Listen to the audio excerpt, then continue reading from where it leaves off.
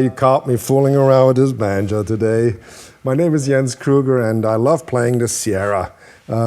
Sierra banjo for the Deering Banjo Company has been around a long, long time, and it's just the base, really the base standard workhorse banjo they build on a professional level, really. But it's it has a unique, just simpleness to it. There's not much binding on the neck, and I love that. I mean, for those who maybe know me, I never had binding on the neck because I just love the way it looks like a cello or a violin. You have the ebony going directly into the wood, and I just think that's very beautiful. The little dots, and I just love that feel. It's like maybe a D18 or something like this. It's just But this banjo is mahogany, so the sound is drier than with a maple neck it would be. The sound of the neck has a lot to do with how the neck vibrates with the string. When you play a string, almost the same amount of energy goes into the nut as it goes into the bridge, but the neck sort of counter vibrates to the string. So the neck does a little bit like that, just goes back and forth very quickly, with the string movement. And because it moves, it's like you would push somebody and he would take a step back. That energy goes sort of into nothing. So as soon as the neck sort of counter vibrates, a lot, it cancels out some of the frequencies, and that gives a tone color. So that's why we experience with different woods, different tone colors. That's desired, we want to have some coloration of the bare string. So the neck on the Sierra is a very beautiful neck to play. It's not too thick, it's not too thin, it just feels great, and it's almost the same all the way up and down the neck. So this is a fantastic neck to play. And it's not an arched fingerboard, it's just a flat fingerboard. And I have to say, this is, because the way the neck is constructed, it's one of the most beautiful necks to play on. I love playing on this. And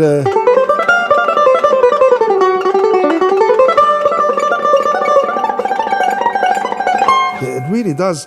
I don't feel any different up here than I feel here. It's just wonderful, wonderfully constructed. I think a lot of work in this banjo went into this neck. And it then looks so simple, and that's beautiful. That makes it just fantastic. The pot is really the standard Deering pot with the 06 tone ring. And with the tone rings, we always have to know that if they're too hard, they can sound a little harsh. You maybe get a little bit more, boom in the bass response, but then they become brittle in the high end. And if they're too soft, they just start sounding muddy and undefined. And that's what I like about these tone rings, because they are sort of right in the middle. They do everything right, and they have the right mass to support the sound to have enough sustain. And sustain is crucial in an instrument, because if an instrument sort of just dies out very quickly, and that's what you see in a lot of very cheap banjos, they have actually not a bad first note. The note's not maybe that bad, but what's happening afterwards is sometimes very pitiful, because they just die. And how they actually stay with the frequency response is really something you can test out in music stores. For instance, here. So this note, it's not just the initial that's good, nice fat initial.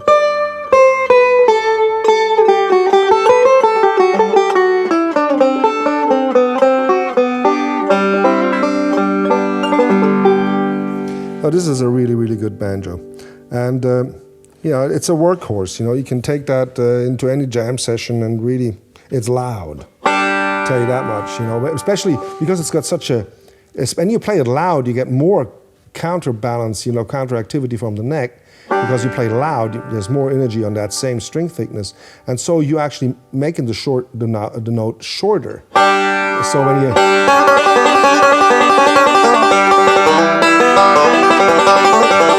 see how there's a great note separation.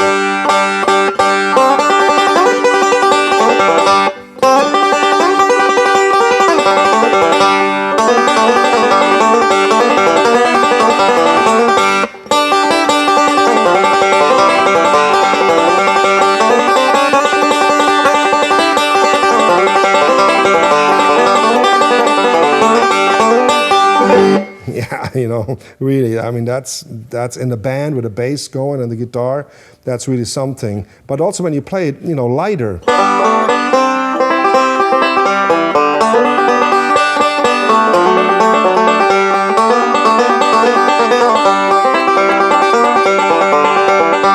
And that's what a lot of people sometimes say, you know, how does these slides sound so good?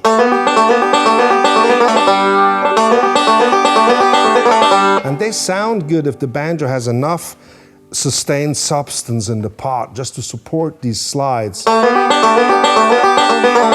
If you have a banjo that dies too quickly because of poor materials, you get a slide that also sounds very like chopped up. So when you listen to these slides,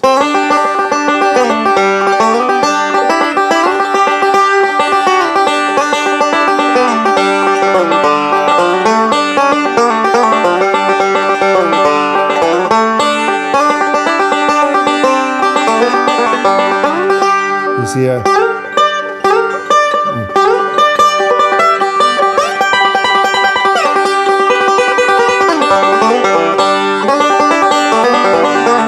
I'm playing, you know, on purpose, I'm playing a little loud just to show, you know, how separated this banjo can be. And then when you play slow,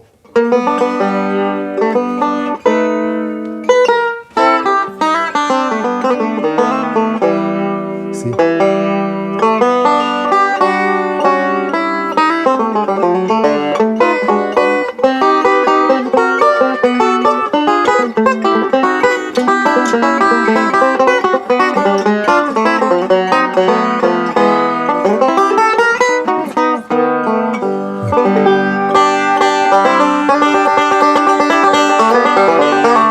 Well, the matter of fact is, you can just take this banjo as is. This is about 2 days old, this thing. It's really remarkable. And you can take it from the wall and you just, you know, tune it up and you go play and you have a banjo as good as any banjo can, you ever want a banjo to be, pretty much, you know. I mean, I could just, it could have this and be happy with it, you know, and play. Nobody in the audience would know difference. You know, if I would play one, you know, that cost 10 times as much.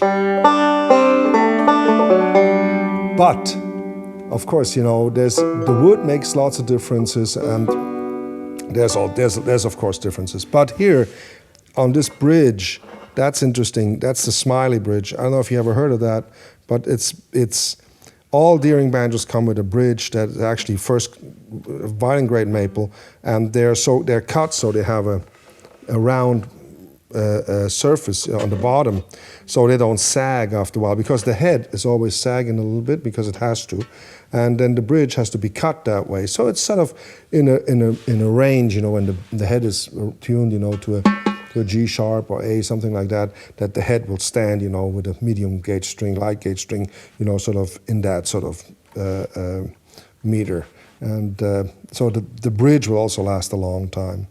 So I hope this helps, and you search for a good banjo. Try one out. I think they're really, everything's right on them. The best tuning pegs you can get, and great tailpiece, doesn't make any sound. The weight is right, the sustain is right, the price is right. It's just an awesome instrument.